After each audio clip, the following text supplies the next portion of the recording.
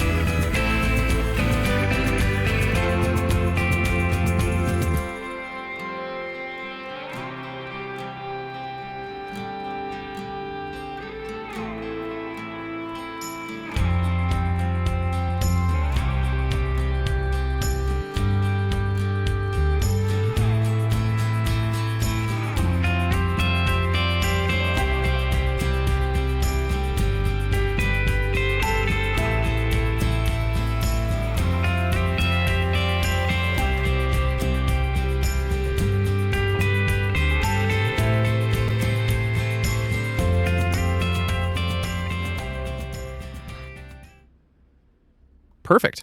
The accuracy has improved a lot.